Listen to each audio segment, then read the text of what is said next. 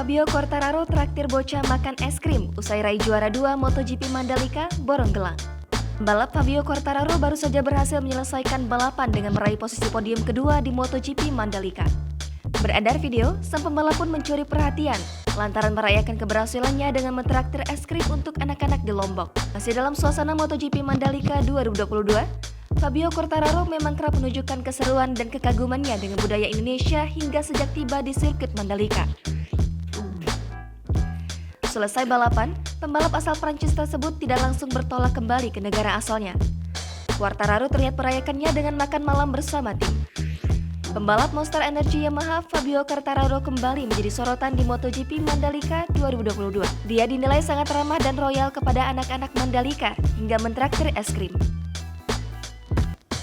Keesokan harinya, Fabio Quartararo masih menjajali Pulau Lombok untuk menikmati liburan sebelum terbang ke negara asalnya. Melalui Instagramnya, Fabio membagikan momen ceria bersama anak-anak kecil di area sekitar hotel dan sirkuit Mandalika, Lombok. Di sanalah aksinya berbaur dengan anak-anak dengan mentraktir es krim untuk anak-anak kecil yang tengah berada di sebuah kedai. Dalam video tersebut, tampak jelas raut ceria bocah-bocah kala merasakan nikmatnya es krim yang mungkin sangat jarang mereka nikmati.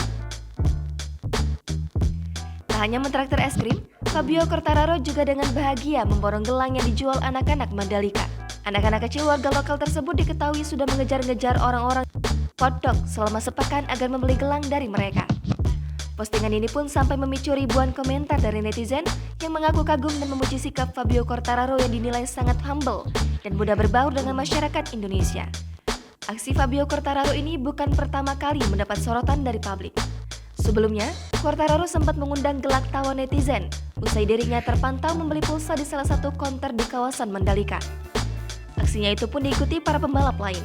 Bukan hanya itu saja, saat di dalam paddock, dia menirukan aksi pawang hujan Rara dengan mangkuk makanan yang dipegangnya. Aksi ini pun viral di media sosial dan menimbulkan gelak tawa netizen.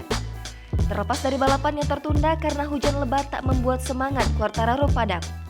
Ia berhasil meraih podium kedua di sesi balapan MotoGP Indonesia 2022, Minggu 20 Maret 2022.